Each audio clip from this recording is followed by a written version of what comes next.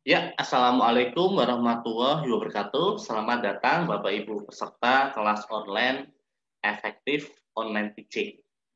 Nah, kita sekarang berada di video pembelajaran yang pertama. Namun sebelumnya izinkan saya untuk berkenalan terlebih dahulu pada Bapak Ibu semuanya. Jadi di sini nama saya adalah Muhammad Zain Fuadi, Bapak Ibu semuanya. Saya seorang profesional trainer yang terutama di lebih banyak di bidang pendidikan, kemudian juga sebagai profesional coach. Saya juga seorang founder di Greenleaf, asesor konselor terapis di JASPI atau Jasa Psikologi Indonesia di Kota Solo. Saya sudah menikah dengan satu istri ya tentunya, yang memiliki dua anak. Dan saya sekarang tinggal di Solo, Surakarta, Jawa Tengah, Bapak Ibu semuanya. Nah, itu sedikit perkenalan dari saya. Dan di sini saya menempatkan diri saya sebagai learning facilitator atau fasilitator belajar Bapak Ibu semuanya di dalam kelas online ini. Nah, itu sedikit perkenalannya ya. Nah, kita langsung aja menuju ke pembelajaran pertama tentang efektif online teaching. Nah, jadi apa itu efektif online teaching Bapak Ibu semuanya?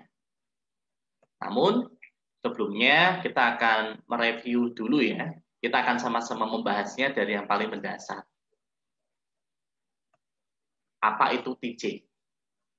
Nah, jadi dari berbagai sumber yang saya pelajari, bisa saya simpulkan bahwa teaching itu tentang serangkaian kegiatan dalam melibatkan siswa atau learner untuk memungkinkan pemahaman dan pengetahuan konsep dan juga proses. Atau bisa disebut yang namanya membantu proses belajar siswa. Nah, atau learning. Jadi kita kembali lagi, kita perlu mengetahui apa itu belajar. Saya pernah memberikannya pada sebuah video tentang apa itu belajar. Bisa dicek di video saya sebelumnya. Jadi apa itu belajar? Jadi menurut Jenny Omrod dalam bukunya Human Learning itu menyebutkan bahwa belajar atau learning itu adalah perubahan mental dan perilaku secara permanen akibat dari pengalaman atau experience. Nah, ini yang saya garis bawahi adalah pengalaman. Artinya apa?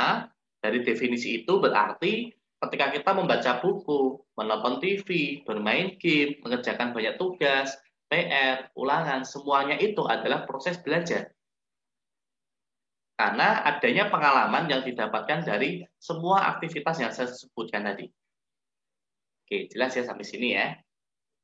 Namun, tidak semua aktivitas tersebut itu membawa perubahan yang memberdayakan atau positif. Ada yang menyimak video bukannya dia paham, tapi malah semakin bingung. Ada yang mengerjakan tugas bukannya dia belajar semakin lebih baik atau lebih paham, tapi justru membuat dia tertekan. Dan akhirnya dia menjadi malas untuk mempelajarinya atau malas untuk belajar. Ada juga yang namanya bermain game.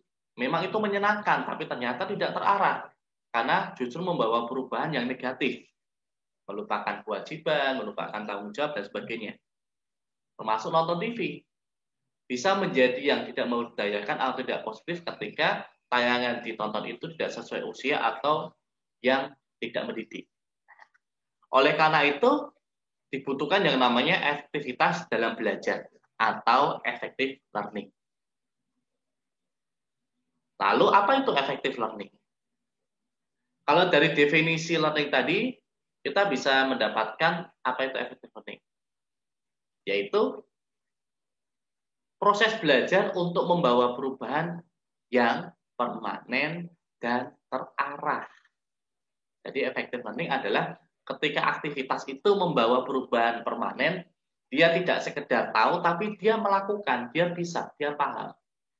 Tidak hanya belajar mendapatkan pengalaman, namun terarah, yang membuat dia positif dan juga memberdayakan. Nah, dan kata kunci dari permanen dan terarah ini apa? Bagaimana cara mendapatkan effective learning? Ada dua kata kunci. Yang pertama adalah experience, pengalaman yang didapatkan. Tentu saja yang tepat. Yang kedua adalah goal atau tujuan pembelajarannya yang terukur. Itu adalah kata kuncinya. Dan kita tahu pengalaman, tujuan pembelajaran atau goal ini adalah peran kita sebagai guru atau peran dari yang namanya teaching. Supaya mencapai effective teaching berarti apa? Kita memberikan experience yang tepat dan kita membuat atau memberikan goal yang terukur. Goal yang terukur itu bagaimana? Goal yang terukur itu siswa tahu dia sekarang berada di mana dan apa yang ingin dicapainya. Dia sudah paham atau belum dan bagaimana cara dia paham. Dia sudah tahu atau belum dan bagaimana cara dia tahu. Nah, itu adalah goal yang terukur. Kalau gitu, apa itu effective online teaching? Dari yang saya sampaikan sebelumnya, effective online teaching berarti kita memberikan pengalaman yang tepat melalui online, melalui daring, dengan aplikasi, dengan teknologi, ya, dan tentu saja untuk mencapai goal-goal yang kita harapkan secara terukur. Berarti kita memadukan dengan teaching, dengan teknologi. Dan di dalam effective online teaching ada 3 fase yang perlu kita lewati. Yang pertama adalah fase analisis. Ini yang awal dan ini sangat penting. Kita mengetahui dan menganalisis kebutuhan dari siswa kita. Kita menganalisis karakteristiknya. Kita menganalisis apa yang disukainya. Kita menganalisis apa hambatannya. Kita menganalisis apa kekurangannya. Nah, bahkan kita juga menganalisis, mengevaluasi pembelajaran kita sebelumnya. Kira-kira pembelajaran kita sebelumnya itu sudah efektif belum?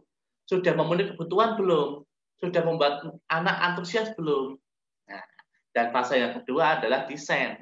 Setelah kita sudah mendapatkan karakteristik, kebutuhannya, semua informasi itu, apa yang membuat dia semangat, apa yang ditakutinya, apa yang membuat dia malas, apa yang membuat dia tidak hadir di dalam kelas kita, dan sebagainya. Barulah kita akhirnya bisa merancang pembelajaran online kita seperti apa.